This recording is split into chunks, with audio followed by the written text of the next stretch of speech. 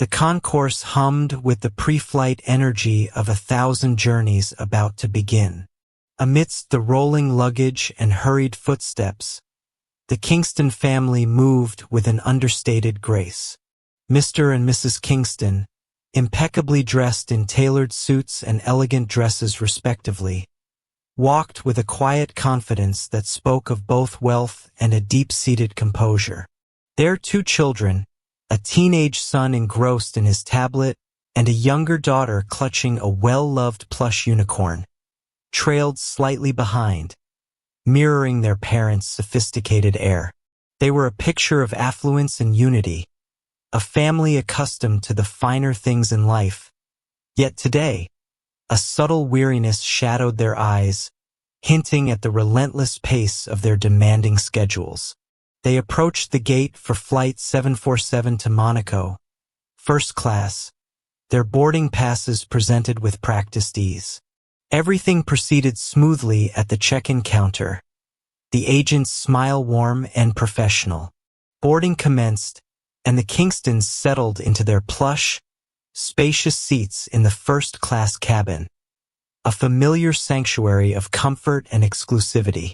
The son plugged in his noise-canceling headphones, instantly retreating into his digital world.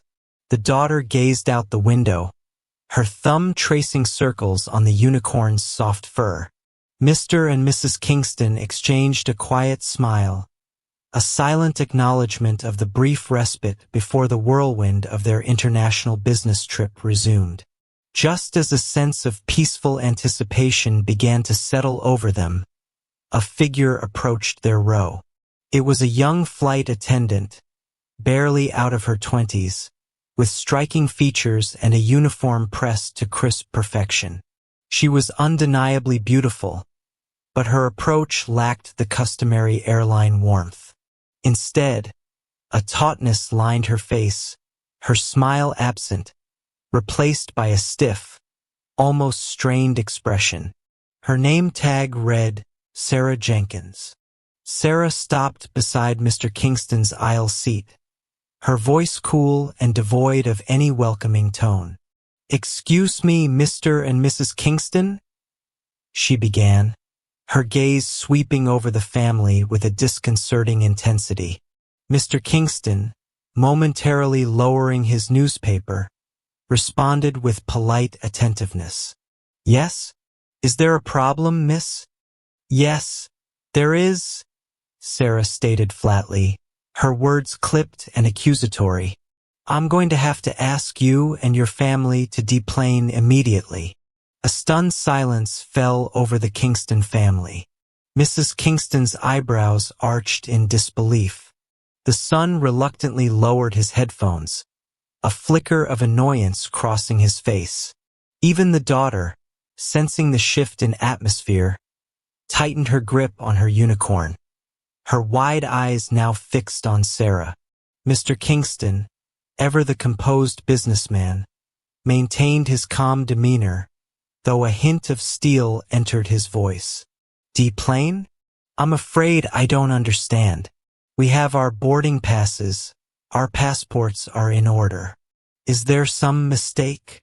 Sarah's lips tightened further. "There is no mistake.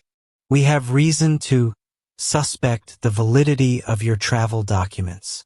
Her words hung in the air, heavy with implication and veiled insult. She avoided direct eye contact, instead glancing pointedly at their skin tone, a subtle yet unmistakable act of racial profiling that sent a cold wave through the Kingston family. "Suspect our documents?" Mrs. Kingston echoed, her voice laced with incredulity.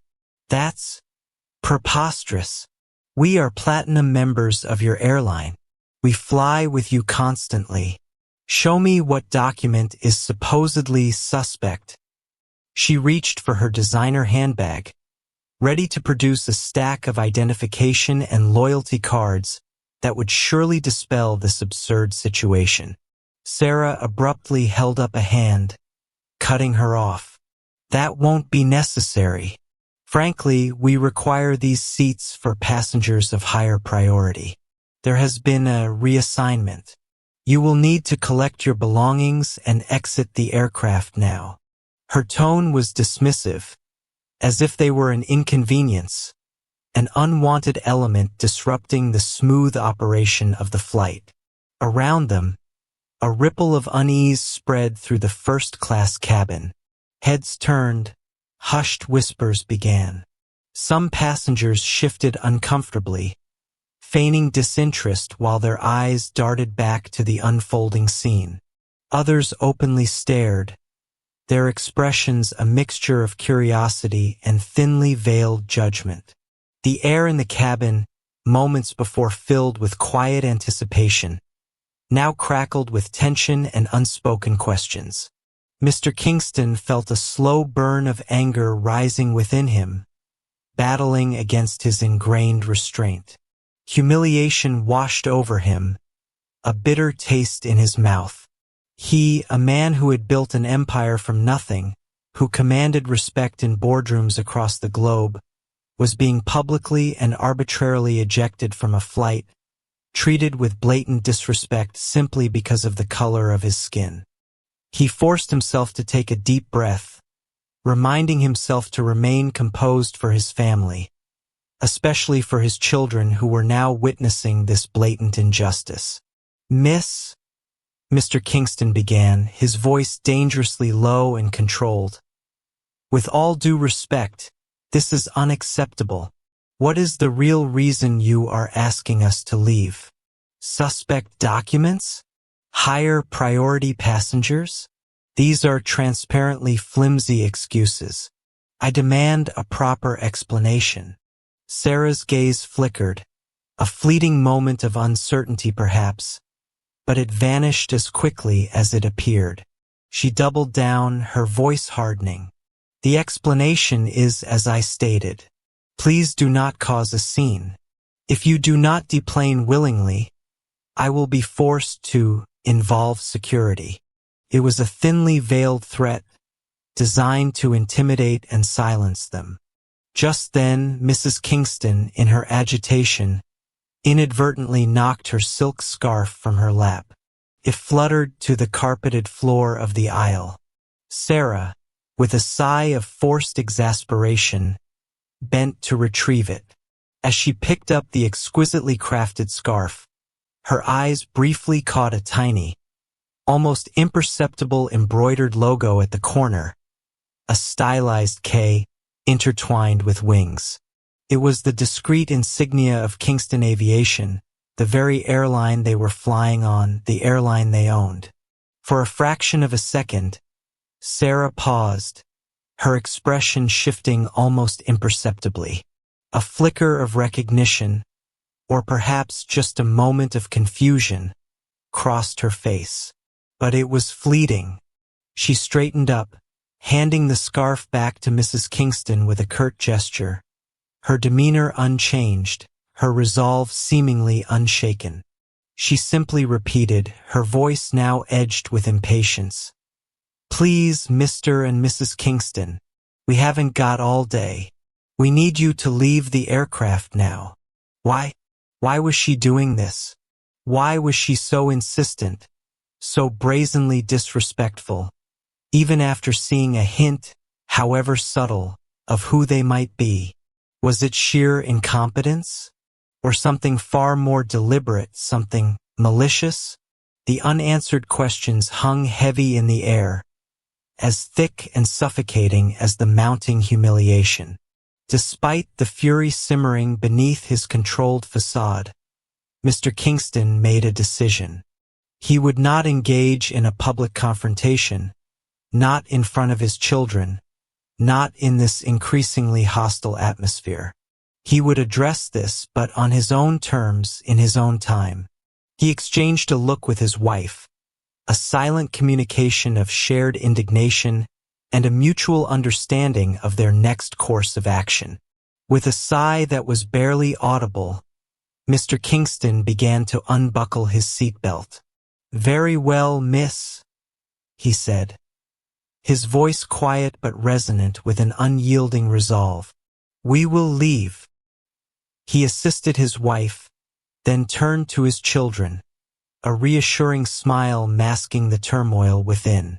Gathering their carry-on bags with a quiet dignity, the Kingston family began to move towards the aircraft door, their departure a silent protest against the blatant injustice they had just endured. As they reached the bottom of the steps leading from the plane to the tarmac, Mr. Kingston paused, turning back to face the aircraft. His gaze met Sarah's, who stood watching them from the doorway of the plane, her expression unreadable. In that moment, Mr. Kingston's eyes, though still betraying a hint of sadness, burned with a newfound determination. He spoke, his voice carrying clearly across the short distance, each word deliberately enunciated. "I believe, miss," he stated with unwavering certainty, "that we will be meeting again." The chapter concluded, leaving a palpable sense of injustice hanging in the air, and a burning question lingering in the reader's mind. What would be the Kingstons' next move? And what exactly drove the flight attendant to such an audacious act of disrespect? The message resonated, stark and unsettling. Wealth and status, it seemed, were sometimes powerless against prejudice and the sting of arbitrary discrimination. The hushed quiet of the airport lounge enveloped the Kingston family, a stark contrast to the unsettling turbulence they had just experienced on the tarmac. They had been escorted to this secluded space by a bewildered airport staff member, clearly sensing something was amiss, but lacking any real understanding of the situation. Mrs. Kingston sat beside her daughter, gently stroking her hair, her soothing words a low murmur against the lingering tremors of the young girl's distress. The teenage son, though outwardly composed, tapped his fingers restlessly on his tablet, his usual digital absorption failing to fully engage him. Mr. Kingston stood by the panoramic window overlooking the runway, his gaze distant and thoughtful, the city lights reflecting in his deep brown eyes. Despite the luxurious surroundings, a palpable tension hung in the air, thick with unspoken anger and a profound sense of violation. Mr. Kingston finally moved, drawing his phone from his pocket. He walked a few paces away, towards a more secluded corner of the lounge, and made a call. His voice, though still calm, now carried an edge of steel, a quiet authority that brooked no argument. "Get me Mr. Davis," he instructed, his tone leaving no room for doubt or delay. There was a brief pause as he waited for the connection, his expression unchanging, a mask of controlled composure. When the call connected, his voice remained measured, but the undercurrent of command was unmistakable. "Davis, it's Kingston. I need a jet ready." "Yes, immediately. Flight plan to Monaco, revised." "And Davis," he added, a subtle emphasis weighting his words, "ensure it's our jet. No, not a charter. Ours." He listened intently for a moment, absorbing the confirmation on the other end of the line. A faint, almost imperceptible smile touched the corners of his mouth, a hint of something akin to grim satisfaction. Concluding the call with a curt but polite farewell, he turned back to his family. His wife looked up, her eyes questioning. "Everything all right, Richard?" He offered a reassuring smile, though it didn't quite reach his eyes.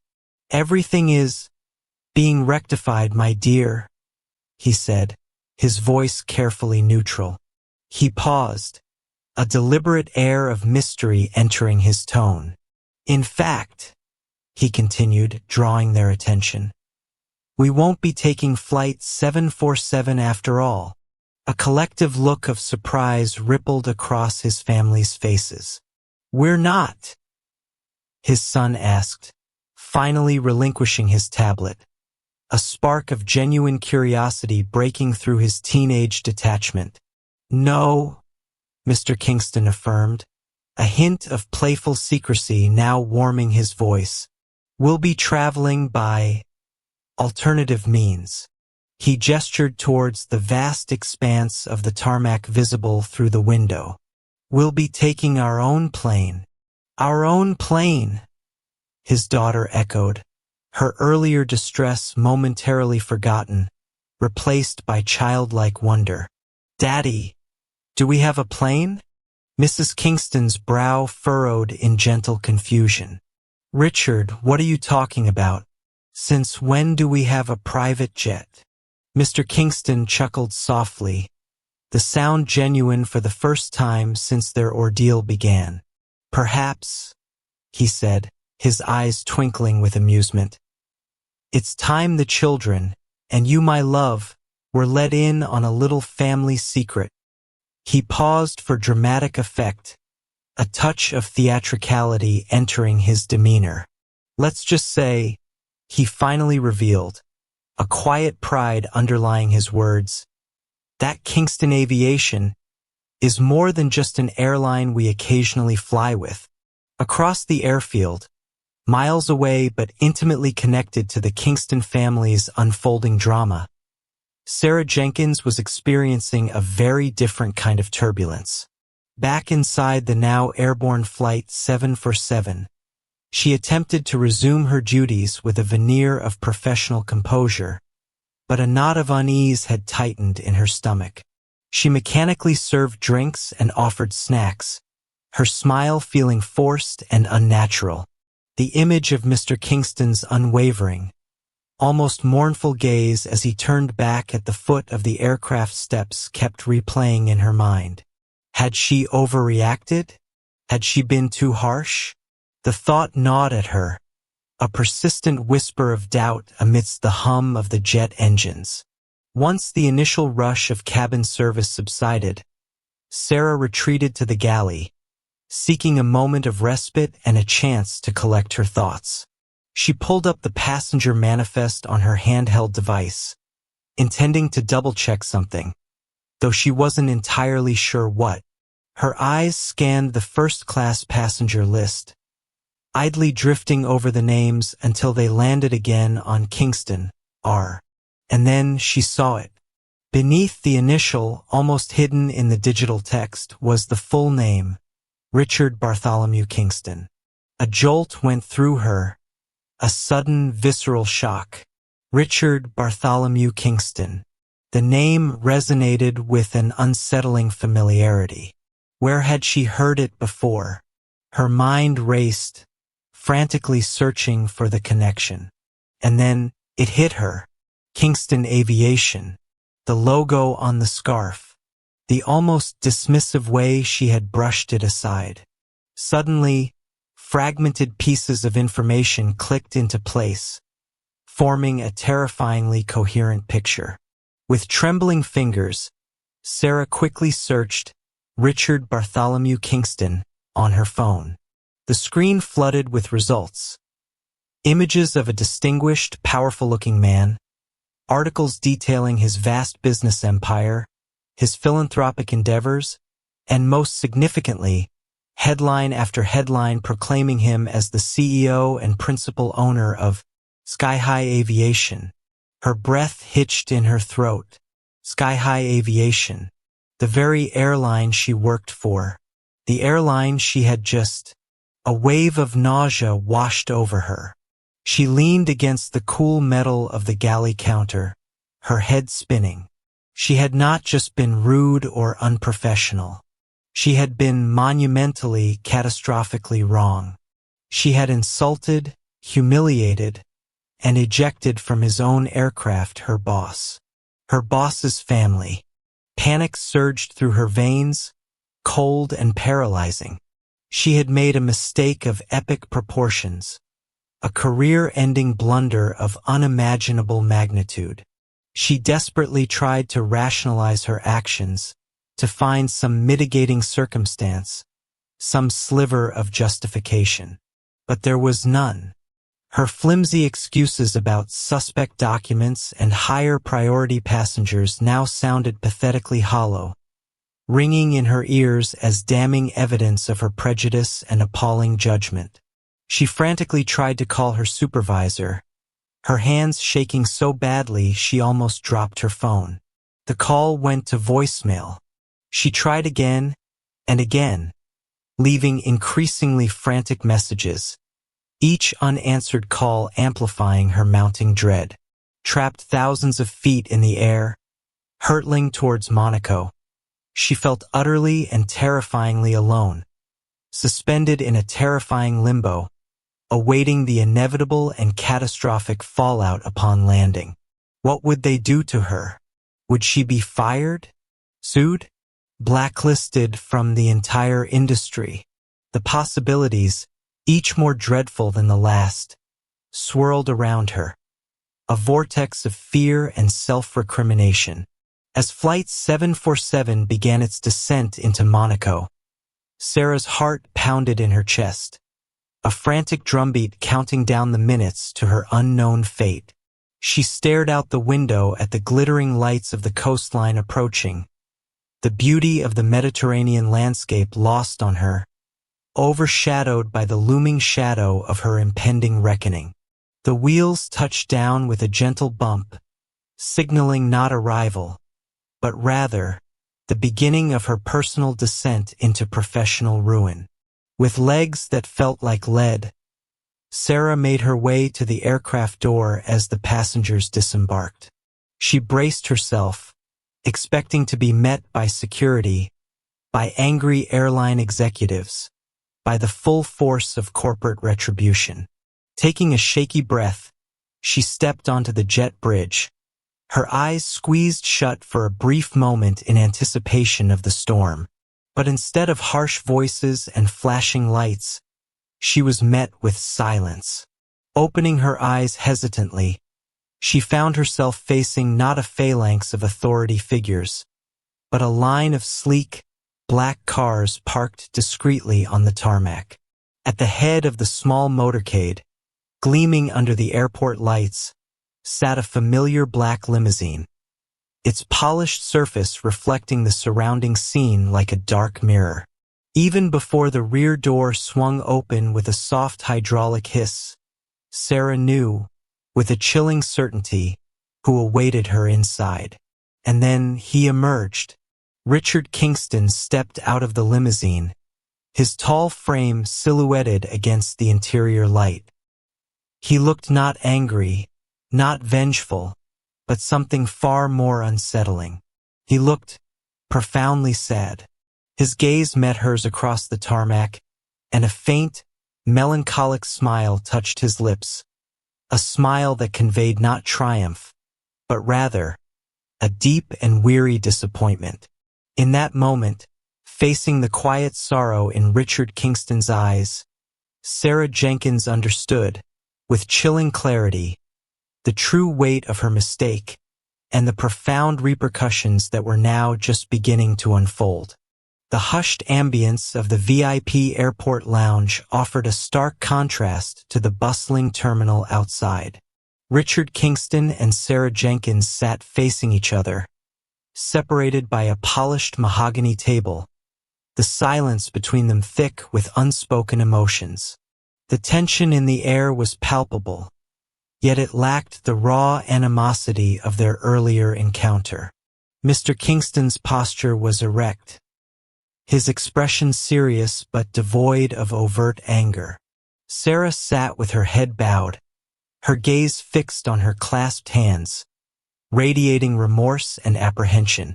Mr. Kingston finally broke the silence, his voice calm and measured, yet carrying a weight of quiet authority. "Miss Jenkins," he began, his tone devoid of accusation, "I asked you to join me here because I wanted to understand, not to reprimand, not initially at least, but to truly understand what occurred on Flight 747. Sarah flinched almost imperceptibly at the mention of the flight number, her shame intensifying. She finally raised her head, her eyes red-rimmed but meeting Mr. Kingston's gaze directly. "Mr. Kingston," she began, her voice barely above a whisper, thick with contrition. I owe you and your family an apology. Profound apology. My behavior was inexcusable, unprofessional, and deeply prejudiced. There is no justification for what I did. Mr. Kingston nodded slowly, acknowledging her words without immediate comment. He leaned slightly forward, his gaze unwavering, but now softened with a hint of empathy. I appreciate your apology, Miss Jenkins, but I need to understand why. Why did you treat my family and me with such disrespect? Why those flimsy, insulting excuses? Sarah hesitated, wrestling with her own shame and the difficulty of articulating the complex web of unconscious biases and pressures that had contributed to her actions. She took a deep breath and began to speak, her voice gaining strength as she continued. It's not an excuse, Mr. Kingston, but the job can be incredibly demanding. The pressure to maintain schedules, to deal with demanding passengers, it can be overwhelming. And I realize now, shamefully, that I allowed stereotypes, assumptions to cloud my judgment. When I saw your family, I made assumptions based on appearance. It was wrong, terribly wrong. I am deeply sorry.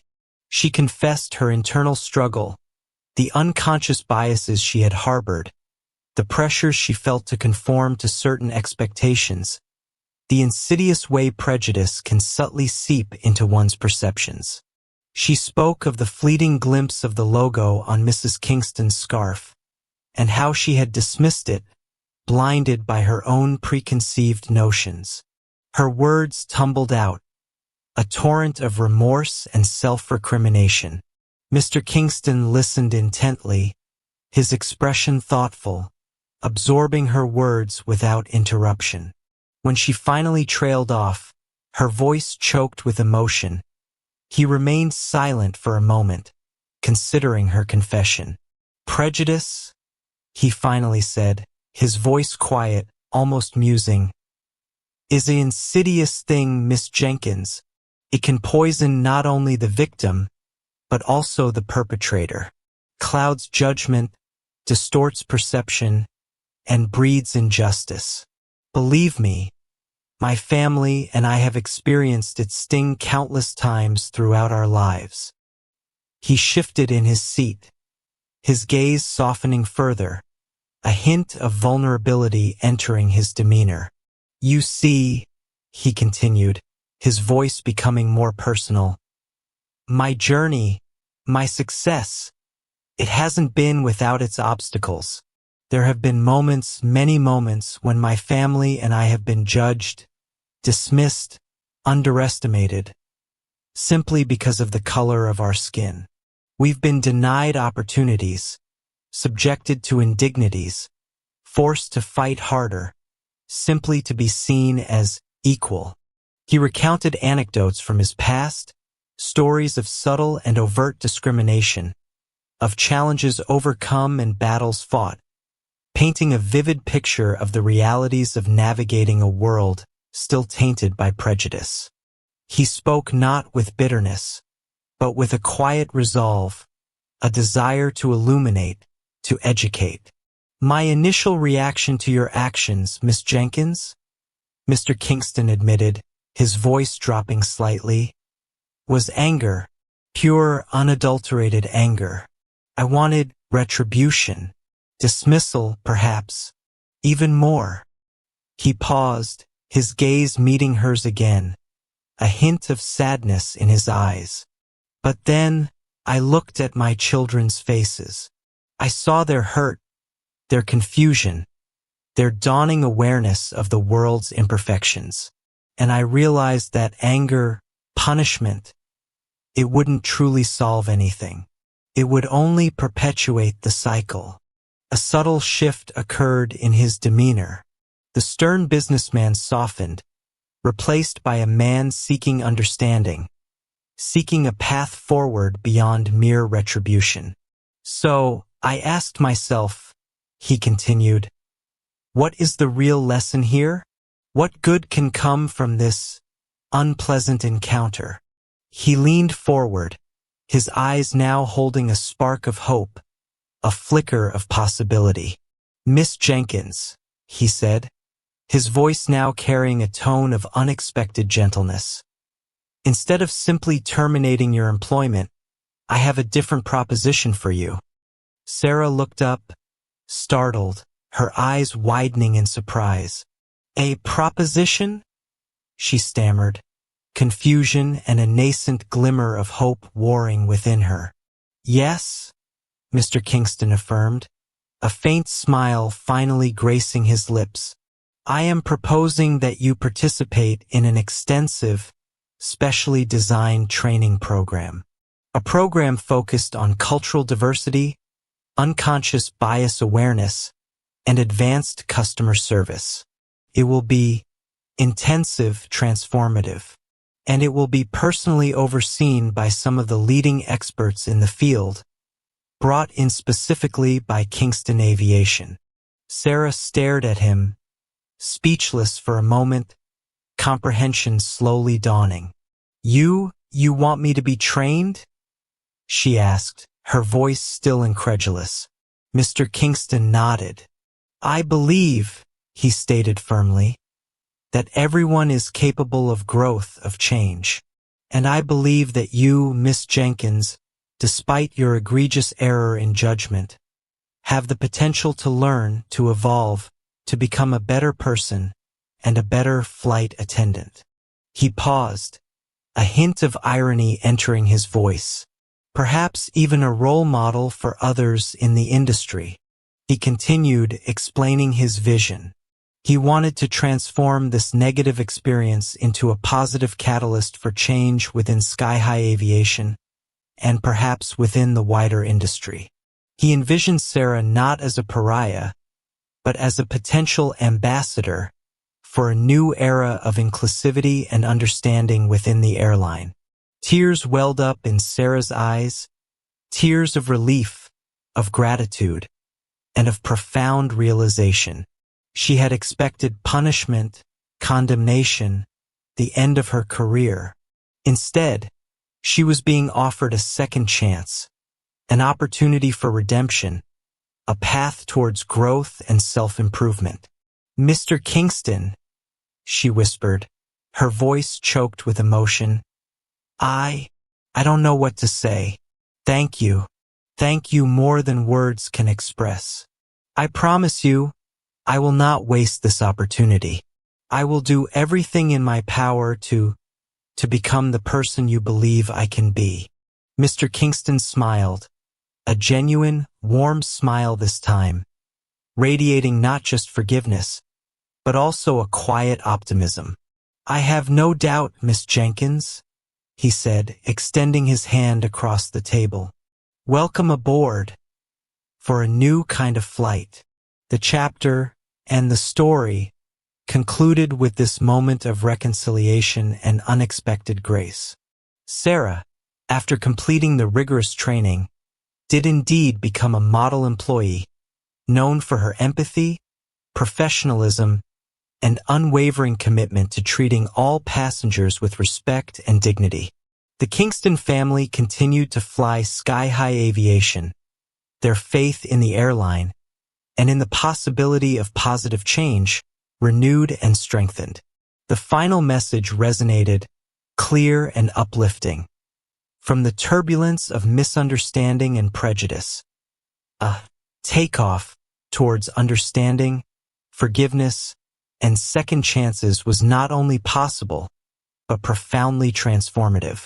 Sometimes, it suggested, the most challenging experiences can become the catalysts for the most meaningful growth, both personal and societal, proving that even amidst the clouds of error and prejudice, the human capacity for compassion and redemption can ultimately prevail.